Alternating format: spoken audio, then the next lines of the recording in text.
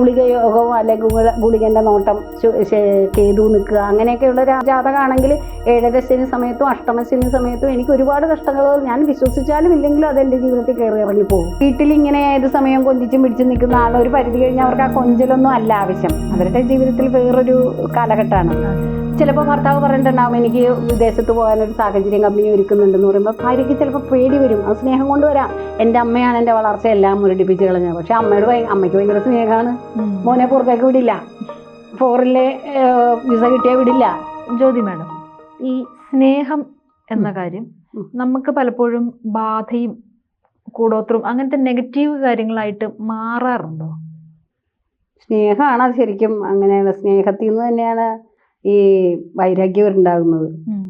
അപ്പോൾ സ്നേഹമാണ് പലപ്പോഴും ബാധയായിട്ടൊക്കെ മാറുന്നത്. നമുക്ക് കെട്ടഴിക്കാൻ പറ്റാത്ത വിധത്തിലുള്ള ചില കേസുകളൊക്കെ വരുന്നത് അവിടെയാണ്. കാരണം സ്നേഹം എന്ന് പറഞ്ഞു കഴിഞ്ഞാൽ അത് വളരെ പരിശുദ്ധമായൊരു സംഗതിയാണ്. അതിൽ എന്താണ് എന്തെങ്കിലും തരത്തിലുള്ള മായങ്ങൾ ചേരുമ്പോഴാണ് വിഷമായിട്ട് മാറുന്നത്. അപ്പോൾ അവിടെ സ്നേഹത്തിൻ്റെ പര്യായമേ മാറിപ്പോവും. ഇന്നത്തെ കാലത്ത് സ്നേഹം, പരിശുദ്ധമായ സ്നേഹം എന്നൊക്കെ പറഞ്ഞത് വലിയ മാതൃസ്നേഹം എന്നൊക്കെ പറയുമ്പോഴാണ് ശരിക്കും അതിന് നമ്മൾ വളരെയധികം അമ്മിഞ്ഞപ്പാല് പോലെ എന്നൊക്കെ പറയണം. പലപ്പോഴും അതും സംശയത്തിൻ്റെ ദൃഷ്ടിയിലാണ്. ഇതിപ്പോൾ മാതാപിതാക്കൾക്ക് മക്കളോട് ചിലപ്പോൾ അമിതമായ സ്നേഹം, അതും ബാധയിൽ പോകുന്ന കേസുണ്ട്. കാരണം എന്താണെന്ന് വെച്ചാൽ ചില മാതാപിതാക്കൾക്ക് ഒറ്റ മകനായിരിക്കും, അല്ലെങ്കിൽ കുറേ പെൺകുട്ടി ഉണ്ടായിട്ട് ഒരു മോൻ പിന്നീട് വരുന്നതായിരിക്കാം. അപ്പോഴത്തേക്ക് അവർ പ്രായം കഴിഞ്ഞ് കഴിഞ്ഞാൽ സ്വാഭാവികമായിട്ട് കുട്ടികളുടെ സ്വഭാവം മാറും. കുട്ടികൾ അവരുടേതായ പ്രായത്തിൻ്റെതായ വ്യതിയാനങ്ങൾ എല്ലാ വ്യക്തികൾക്കും ഉണ്ടാവും. പ്രകൃതി നിയമമാണത്. പക്ഷെ അത് അംഗീകരിക്കാൻ ഈ മാതാപിതാക്കൾക്ക് കഴിയാതെ വരും. അപ്പോൾ സ്വാഭാവികമായിട്ട് അവരുടെ കുഞ്ഞാണ്. ചിലപ്പോൾ അയാൾക്ക് 10-32 വയസ്സുണ്ടാവും, അല്ലെങ്കിൽ അയാളെ സമയത്ത് ഒരു 10-26 വയസ്സായപ്പോൾ അയാൾക്ക് ഒരു പെൺകുട്ടിയോട് പ്രണയം തോന്നിയിട്ടുണ്ടാവാം. അതൊക്കെ നാച്ചുറലായ കാര്യങ്ങളാണ്. വീട്ടിലിങ്ങനെ ഏത് സമയം കൊഞ്ചിച്ചും പിടിച്ചും നിൽക്കുന്ന ആൾ ഒരു പരിധി കഴിഞ്ഞാൽ അവർക്ക് ആ കൊഞ്ചലൊന്നും അല്ല ആവശ്യം. അവരുടെ ജീവിതത്തിൽ വേറൊരു കാലഘട്ടമാണത്. അപ്പോൾ ഒരു പ്രണയിനിയെ അങ്ങനെ ഒരു അപ്രോച്ചോടുകൂടി ഒരാളെ കാണുകയും അതിനോട് ഇഷ്ടം തോന്നുകയും ചിലപ്പോൾ ആ കുട്ടി വിഭാഗത്തിലേക്ക് അതായത് മതി എനിക്ക് എന്ന് പറയുമ്പോൾ ആ മാനറിസംസും അവരുടെ ഇതൊന്നും ചിലപ്പോൾ അച്ഛനും അമ്മയ്ക്കും ഇഷ്ടപ്പെടാതെ വരുന്ന കേസുകൾ ഉണ്ടാവും. അപ്പൊ തീർച്ചയായിട്ടും അവിടെ സ്നേഹം എന്തായി മാറും? വൈരാഗ്യമായിട്ട് മാറും. അപ്പൊ ആ വൈരാഗ്യം ശരിക്കും ആ സ്വന്തം മകനോട് കാണിക്കാൻ അവർക്ക് പലപ്പോഴും അച്ഛനും അമ്മയല്ലേ ചിലപ്പോൾ മോനോട് കാണിക്കുന്നതിന് പകരം എൻ്റെ മോനെ വഴിതെറ്റിച്ചതാണ് ഇവള് എന്നുള്ളൊരു രീതി ഈ കുട്ടിയിൽ ആരോപിക്കുന്നവരുണ്ട് ധാരാളം. സത്യത്തിൽ അവിടെ വഴിതെറ്റലും വഴി ശരിയാകലൊന്നുമില്ല. ഏതൊരു വ്യക്തിക്കും ഒരു പ്രായം കഴിഞ്ഞ ഒരെണ്ണ ആവശ്യമാണ്. അപ്പൊ ഇവരെ എപ്പോഴും വളരെ കെയർ ചെയ്ത് മോൻ പോയാൽ ഇപ്പൊ പുറത്തേക്ക് എനിക്കറിയാവുന്ന കേസുകൾ ഒരുപാട് പേരുണ്ട്. കുറച്ച് പ്രായമായി കഴിഞ്ഞാലും ചുറ്റും പാത്രത്തിനകത്ത് അങ്ങനെ അവൻ അതാണ് ഇഷ്ടം. ചിലപ്പോൾ അവന്റെ ഇഷ്ടങ്ങൾ മാറിയത് ഇവർ അറിയുന്നില്ല. സ്നേഹം കൊണ്ടാണ് അറിയാത്തത്. കുറ്റം പറയാൻ പറ്റില്ല നമുക്ക്. അപ്പൊ ഞാനൊക്കെ തന്നെയാണെങ്കിലും മോളെ അതങ്ങനെയല്ലേ, മോളെ ഇത് അവളുടെ ആറ്റിറ്റ്യൂഡൊക്കെ പണ്ടേ മാറി, നമ്മൾ അറിഞ്ഞിട്ടില്ല. പക്ഷെ അത് നമ്മളും കൂടി ഉൾക്കൊള്ളാനുള്ളൊരു ബോധം നമ്മളിൽ ഉണ്ടാകണം. അതില്ലെങ്കിൽ നമ്മൾ ഇതുപോലുള്ളതിനെ സ്നേഹം പിന്നെ ബാധയായിട്ട് പിന്നെ അതിന് വേണ്ടി മരിക്കേണ്ടിയോ കൊല്ലണ്ടിയോ ഒക്കെ വരുന്ന ഒരു അവസ്ഥയിലേക്ക്, അല്ലെങ്കിൽ ഈ മോന് തന്നെ ദുഃഖത്തിൻ്റെ അഗാധ തലത്തിലേക്കൊക്കെ അയാൾക്ക് പോകേണ്ടി വരും. ഭാര്യ വിട്ടുപോവുകയോ അല്ലെങ്കിൽ അങ്ങനെ നിങ്ങൾക്ക് അച്ഛനെയും അമ്മേനെയും മതി, അപ്പം ഇത്രയും ലാളിച്ച് വളർത്തിയ അച്ഛൻ്റെയും അമ്മേനെയും കണ്ണീര് കാണാൻ കഴിയാത്തത് കൊണ്ട് അവരെന്ത് പറയും, ഭാര്യയെ സപ്പോർട്ടീവ് ആണെങ്കിൽ പോലും അയാളത് കാണിക്കാതെയൊക്കെ നിൽക്കും. അപ്പൊ ഭാര്യയ്ക്ക് ദേഷ്യം ഉണ്ടാവും. മനസ്സിലായി? അപ്പൊ അവിടെ അടിത്തട്ടിൽ ഇത് സ്നേഹമാണ്, അല്ലാതെ വെറുപ്പല്ല. ഈ പെൺകുട്ടിയോടും അവർക്ക് വെറുപ്പൊന്നുമില്ല. പക്ഷേ മോന്റെ സ്നേഹം പങ്കിട്ടു പോകും.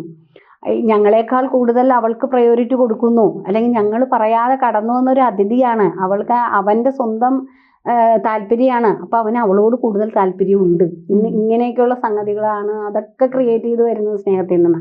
അപ്പൊ അങ്ങനെ വരുമ്പോൾ തീർച്ചയായിട്ടും അവരെന്ത് ചെയ്യും, ഈ കുട്ടിക്ക് സ്നേഹം പോകാതെ ഞങ്ങളിൽ തന്നെ ഇവൻ കറങ്ങണം തോന്നും. ചിലർക്ക് അങ്ങനെ തോന്നുന്നവർ ധാരാളം ഉണ്ട്. അങ്ങനെ വരുമ്പോൾ തീർച്ചയായിട്ടും ഇങ്ങനെയുള്ള സ്ഥലങ്ങളിലേക്ക് പോയി വശീകരണമോ അല്ലെങ്കിൽ മോൻ ഞങ്ങളുടെ അടിമയായിട്ട് നിൽക്കണമെന്നോ അല്ലെങ്കിൽ ഞങ്ങൾ പറയുന്ന വാക്കിനായിരിക്കണം പ്രയോറിറ്റി കൂടുതൽ വരേണ്ടത്, അവളെ അത്ര അക്സെപ്റ്റ് ചെയ്യണ്ട, എതിർഭാഗത്ത് നിൽക്കുന്ന ആ രീതിയിലൊക്കെ ഈ നെഗറ്റീവായിട്ടുള്ള ആ വിചാരങ്ങളൊക്കെ ചെയ്തു കൊടുക്കുന്നവരുണ്ട്. അവർക്ക് ഇതിനകത്തോട്ട് ബന്ധങ്ങളുടെ വിലയോ അല്ലെങ്കിൽ ഭാര്യ അതൊന്നും അന്വേഷിക്കേണ്ട ആവശ്യമില്ല.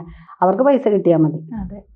അപ്പൊ അങ്ങനെ കുടുംബം തകരുന്ന എത്രയോ സ്ഥലങ്ങളുണ്ട്. അവിടെ അച്ഛനും അമ്മയും നമുക്ക് മാതൃത്വം മഹനീയമൊക്കെ തന്നെ. പക്ഷെ ഇവിടെ ഈ ചെയ്ത പ്രവൃത്തി സ്നേഹത്തിന് എന്തിന്റെ പേരിലാണെങ്കിലും ഒരു കുടുംബം ഇല്ലാതെയായി.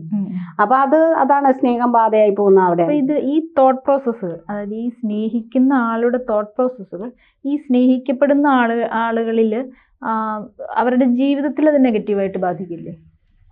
തീർച്ചയായിട്ടും ബാധിക്കും. അങ്ങനെ സ്നേഹിച്ചു കഴിഞ്ഞാൽ ആ സ്നേഹം, എല്ലാ സ്നേഹവും ഒരു പരിധിക്ക് അപ്പുറം നമ്മൾ അതല്ലേ ചില ഭാര്യ ഭർത്താക്കന്മാര്, ഭർത്താവ് നല്ല ബിസി ലൈഫുള്ള ആളായിരിക്കാം, ഭാര്യ ചിലപ്പോൾ വീട്ടിലിരിക്കുന്ന ഹൗസ് വൈഫ് ആയിരിക്കും, പക്ഷെ അയാൾ തിരക്കുള്ള ജീവിതം ഇത്ര നേരം എന്നെ വിളിച്ചുകൊണ്ടിരിക്കണം, എനിക്ക് വീഡിയോ കോൾ കാണണം. ചിലപ്പോൾ അയാൾ വീഡിയോ കോളൊന്നും കാണിക്കാൻ പറ്റാത്ത അന്തരീക്ഷത്തിലായിരിക്കും ഇരുന്ന് വർക്ക് ചെയ്യുന്നത്. അപ്പൊ ബോസ് ഉണ്ടാകും, പല പ്രശ്നങ്ങളാണ്. ഏതാ പ്രശ്നം നമുക്കറിയില്ല വീട്ടിലിരിക്കുന്ന. അപ്പൊ ആ സ്നേഹം കൊണ്ടാണ് അവര്, ഇത് വെറുപ്പുകൊണ്ടല്ല, ഇതെല്ലാം ഈ എന്നെ സംശയം എന്നുള്ള രോഗം തന്നെ വരുന്നത് എവിടെ നിന്നാണ്? സ്നേഹം കൊണ്ടാണ്. വിട്ടുപോകുമോ എന്നുള്ളൊരു ഇത്. അപ്പൊ എപ്പോഴും എന്റെ കൺട്രോളിലാവണം. അതൊക്കെ ചില ഗ്രഹനിലയുള്ള സ്വഭാവമാകട്ടോ. അതൊക്കെ കുജന്റെ സ്വാധീനമൊക്കെ വന്ന ആൾക്കാർ പെട്ടെന്ന് ദേഷ്യം വരും. ഭർത്താവ് അപ്പൊ ആ ഭാവത്തിൽ നിൽക്കുന്ന ഒരാളാണെങ്കിൽ ഇങ്ങനെ, നിന്നോടല്ലേ പറഞ്ഞിരിക്കണേ ഇനി മേലാൽ എന്നെ വിളിക്കരുത്. അപ്പൊ അവര് വിചാരിക്കും എന്നെ അയാൾക്ക് ഇപ്പൊ ഇഷ്ടമില്ല, എന്നിൽ നിന്ന് അകന്നു തുടങ്ങി. എന്നെ നേരത്തെ കല്യാണം കഴിഞ്ഞ സമയത്ത് ചിലപ്പോൾ അയാൾ വിചാരിച്ചിട്ടുണ്ടാവും, പുതുമോടിയല്ലേ, ഹണിമൂൺ പീരീഡിലൊക്കെ നമ്മൾ ചിലപ്പോൾ പല കാരണങ്ങൾ കൊണ്ട് വിളിക്കാം. ചിലപ്പോൾ ഒരു നാട് വിട്ട് വേറൊരു നാട്ടിലേക്ക് വരുന്ന സന്ദർഭമാണെന്ന് വിചാരിച്ചോളൂ.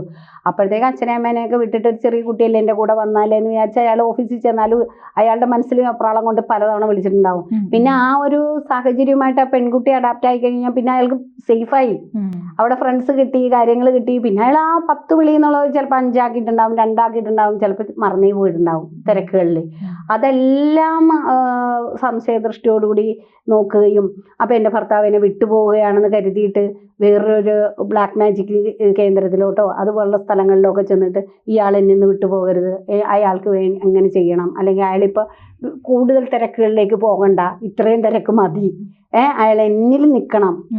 ചിലപ്പോൾ ഭർത്താവ് പറഞ്ഞിട്ടുണ്ടാവും എനിക്ക് വിദേശത്ത് പോകാനൊരു സാഹചര്യം കമ്പനി ഒരുക്കുന്നുണ്ടെന്ന് പറയുമ്പോൾ ഭാര്യയ്ക്ക് ചിലപ്പോൾ പേടി വരും. അത് സ്നേഹം കൊണ്ട് വരാം. അപ്പൊ അവര് വേറെ പോയിട്ട് എൻ്റെ ഭർത്താവ് അങ്ങനെയൊന്നും പോകണ്ട എന്ന് പറഞ്ഞിട്ട് നെഗറ്റീവായിട്ടൊരു ക്രിയ ചെയ്തിട്ട് കഴിഞ്ഞാൽ അയാളുടെ വളർച്ചയെ അത് ബാധിച്ചില്ലേ? ഇതൊക്കെ ഒരു ടോക്സിക് ആയിട്ടുള്ളൊരു സ്നേഹത്തിന്റെ ഭാഗമായിട്ട് വരുന്നതാണ്. ഇത് സ്നേഹം എന്ന് പറഞ്ഞാൽ അതിന് ഒരു ഭാവമേ ഉള്ളൂ, അതിനകത്തോട്ട് കേറി വരുന്ന കാര്യങ്ങളാണ് ഇതെല്ലാം. അതായത് ഇത് നമുക്ക് കട്ട് ചെയ്യാൻ പറ്റില്ലേ? ഈ വ്യക്തിനെ നമുക്ക് വേദനിപ്പിക്കാതെ ഇത് കട്ട് ചെയ്ത് കഴിഞ്ഞാൽ ആ ഒരു നമ്മുടെ ലൈഫ് എപ്പോഴും സേഫ് ആയിട്ടിരിക്കണമല്ലോ. അതെ. അപ്പൊ ഈ വ്യക്തി ഇപ്പൊ ഭാര്യയാണ് നമ്മളെ അങ്ങനെ പറയുന്നതെന്നുണ്ടെങ്കിൽ ഒരിക്കലും ഭർത്താവിന് അത് പറഞ്ഞ് നേരെയാക്കാൻ പറ്റില്ല. അയാളെ എപ്പോഴും അവരുടെ ഈ ഒരു ദൃഷ്ടിയിൽ മാത്രമാണ്. അപ്പൊ അയാൾ ഞാൻ തിരക്കായിരുന്നു, അല്ലെങ്കിൽ അങ്ങനെയായിരുന്നു, ഇങ്ങനെയായിരുന്നു, എത്ര ശ്രമിച്ച് പറഞ്ഞാലും ആ സ്ത്രീ അത് മനസ്സിലാക്കില്ല. അതുപോലെ തന്നെ അച്ഛനും അമ്മയാണെങ്കിൽ എനിക്ക് നിങ്ങളെ കഴിഞ്ഞിട്ടേ ഉള്ളൂ വേറെ ആരും എന്ന് പറഞ്ഞാലും അവരത് വിശ്വസിക്കില്ല. അപ്പൊ വേറൊരു ഇപ്പൊ ഒരു അസ്ട്രോളജർ ആണെന്നിരിക്കട്ടെ, അപ്പൊ നമുക്ക് അവിടെ ചെന്നിട്ട് ഇപ്പൊ പണ്ടൊക്കെ എൻ്റെ മോൻ എന്നോട് സ്നേഹമായിരുന്നു, ഇപ്പൊ തീരെയില്ല, അവൾ എന്തെങ്കിലും കൂടോത്രം ചെയ്തോ നോക്കുമെന്ന് പറയും. അപ്പോൾ നമുക്ക് പറയാൻ പറ്റും ഇയാളുടെ ജാതകം ഇങ്ങനെയാണ്, നിങ്ങൾ എന്തിനാണ് ഇങ്ങനെ. അപ്പൊ ചില സ്ഥലങ്ങളിലൊക്കെ നമുക്കറിയാം ഈ ചന്ദ്രന്റെ ഇതിലൊക്കെ പോയിട്ട് ഭയങ്കരമായിട്ട് ഒബ്സസീവായിട്ട് നിൽക്കുന്ന ആൾക്കാരുണ്ട്, അമ്മമാരെ, എന്നെ വിട്ടു പോരുത്. അതൊക്കെ നമുക്ക് ആ ഭാവം കണ്ടാൽ അറിയാം ചന്ദ്രൻ എങ്ങനെ നിൽക്കുന്നു. ചില സമയങ്ങളിൽ ചിലർ നേരിട്ട് പറഞ്ഞിട്ടുമുണ്ട്, എൻ്റെ അമ്മയാണ് എൻ്റെ വളർച്ച എല്ലാം മുരടിപ്പിച്ച് കളഞ്ഞത്. പക്ഷെ അമ്മയ്ക്ക് ഭയങ്കര സ്നേഹമാണ്, മോനെ പുറത്തേക്ക് വിടില്ല, ഫോറിലെ വിസ കിട്ടിയാൽ വിടില്ല, പിന്നെ വേറെ കുറച്ച് ദൂരെയുള്ളൊരു കല്യാണം ചിലപ്പോൾ ഇഷ്ടപ്പെട്ടിട്ടുണ്ടാവാം, അമ്മയ്ക്ക് ഇഷ്ടമല്ല, അത് അങ്ങോട്ട്. അപ്പം നമ്മൾ അതിന് വേണ്ട. അപ്പം അതൊക്കെ ജാതകത്തിൽ അറിയാൻ പറ്റും നമുക്ക് ഗ്രഹനില നോക്കിയാൽ. അപ്പം നമുക്ക് പറഞ്ഞു കൊടുക്കാം, നിങ്ങൾ എന്തിനാണ് ഇങ്ങനെ.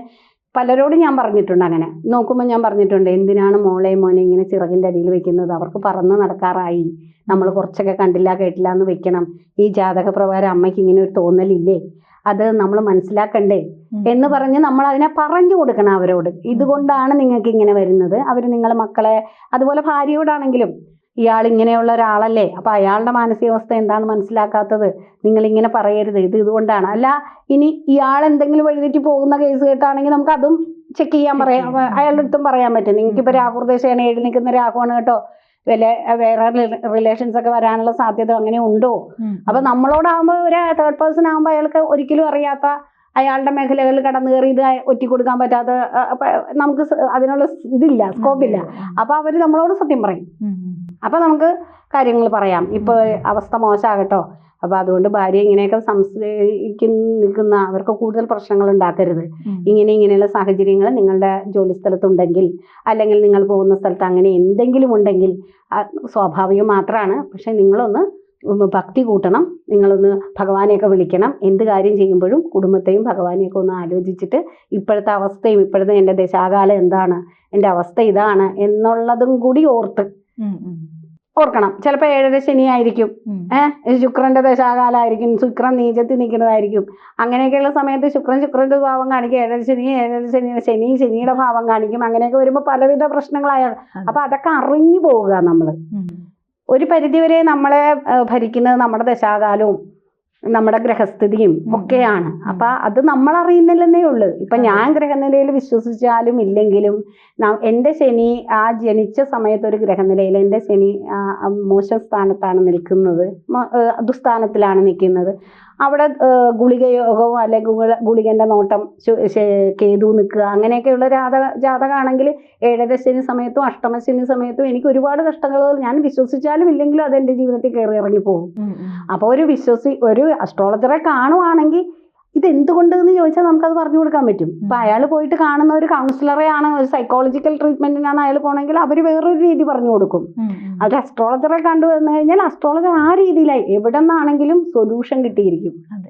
അപ്പം ഈ സൊല്യൂഷൻ എന്ന് പറഞ്ഞു കഴിഞ്ഞാൽ ശാശ്വതമായിട്ട് നമുക്ക് അയാളെ പറഞ്ഞു മനസ്സിലാക്കാൻ പറ്റും. നിങ്ങൾ ജനിച്ചപ്പോഴുള്ള ഗ്രഹസ്ഥിതി ഇതാണ്, അപ്പം നിങ്ങൾ ഇങ്ങനെ ബുദ്ധിമുട്ടുകൾ അനുഭവിക്കുന്ന ഈ ഗ്രഹത്തിൻ്റെ സ്വാധീനം കൊണ്ടാണ്, അത് ഇത്ര കാലം ഉണ്ടാകും, അത് നിങ്ങളെ പിന്തുടരുമ്പോൾ നിങ്ങൾ ഇന്ന പരിഹാരങ്ങൾ ചെയ്യൂ, ഇങ്ങനെ ആത്മസംയമനം ചെയ്യൂ എന്നൊക്കെ പറഞ്ഞു കൊടുക്കുമ്പോൾ അവർക്കത് ക്ലിയർ ആയാൽ ഈ സ്നേഹം ഒരു ബാധയാകാതെ ജീവിതത്തെ ഒഴുക്കോടെ സ്നേഹമയമായി തന്നെ, അതായത് കലർപ്പില്ലാത്ത ശുദ്ധമായ സ്നേഹത്തോടെ കുടുംബത്തോടെ നീങ്ങാൻ പറ്റും. ഇല്ലെങ്കിൽ തീർച്ചയായിട്ടും പല കുടുംബങ്ങളും സ്നേഹത്തിന്റെ പേരിൽ തന്നെയാണ് തകർന്നു പോകുന്നത്. നന്ദി മാഡം. ജ്യോതിഷവുമായി ബന്ധപ്പെട്ട എല്ലാ വിശേഷങ്ങളും നിങ്ങളിലേക്ക് എത്താൻ ABC ജ്യോതിഷം സബ്സ്ക്രൈബ് ചെയ്യുക.